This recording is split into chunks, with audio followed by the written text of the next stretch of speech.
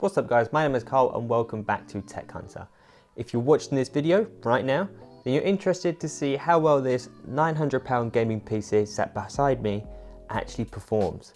I built it in my most recent video, so if you haven't seen that video, pause this one right now, click the link in the corner, watch that video, then come back here. In that video, I discussed which parts I used, as well as filming the actual build process itself. But more importantly, the reason you're here today is because you want to see what performance we're actually getting for this kind of price. I've tested all the games at the highest / ultra settings in both 1080p and 1440p. I've not bothered with 4K because it's not worth it with this kind of hardware. I've also managed to overclock the Ryzen 5 to 4.2 gigahertz, but for some reason I couldn't get the RAM to play ball at 3200 megahertz, but 3000 worked just fine without any issues. So I stuck with that as I was not in the mood for fiddling around with the BIOS, just trying to work out what I'd missed just to get that to work. So let's stop talking and jump straight into the benchmarks.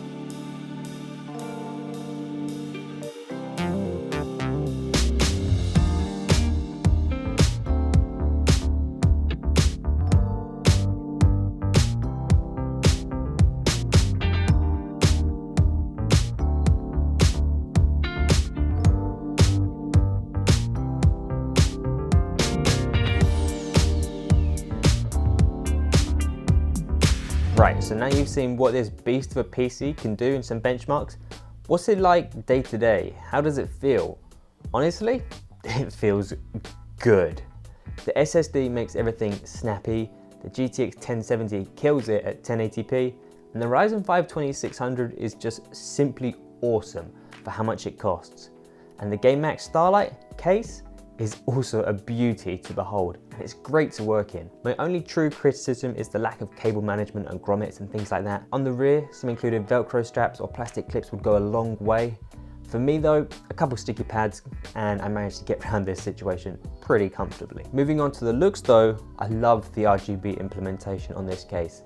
I like the included RF controller, offering the ability to choose different lighting effects, as well as fan speeds with just a couple clicks. So if you're mid-game and you're thinking your PC is getting a little bit too toasty, grab the remote, bump up the fan speeds, or if your PC is just idling, set the fans to auto, and maybe after a while, depending on how cool your PC is running, the fans will actually stop spinning, and depending on your temperatures, that can be pretty good for your ears as well. Speaking of things getting toasty, just how hot did this PC actually get? Well, let's take a quick look. I thought I'd try and make a table out of like the temperatures from the different fan speeds, minimum and maximum presets on the remote included. I'll give you guys a little table consisting of plenty of temperatures and sound readings too, and you can make of it what you will. I also thought it'd be a good idea to take the front panel off the case too, as for obvious reasons, the airflow is pretty limited at the front of the case. So if you decide to populate the front area with fans like I did,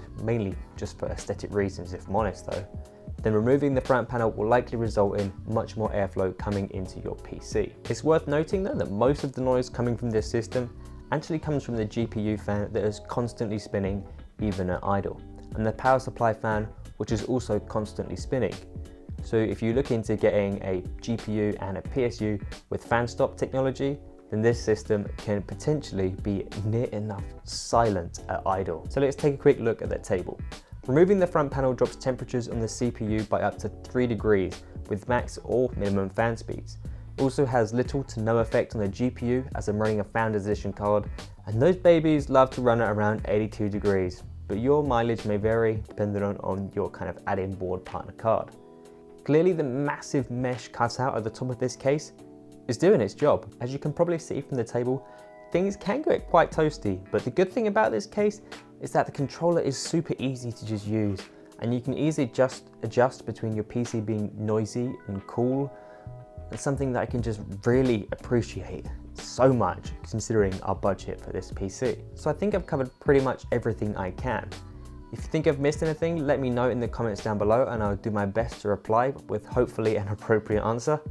For £900 though, you can get a pretty beastly gaming PC right now. And if you looked at the used market, it'd be even more affordable.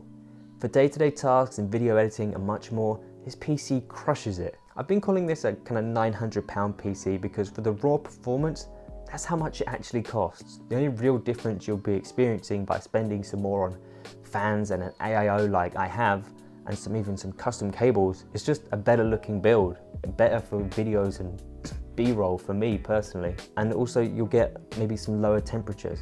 But for some people, that's not worth the extra outlay, and maybe that's something you'll do in the future.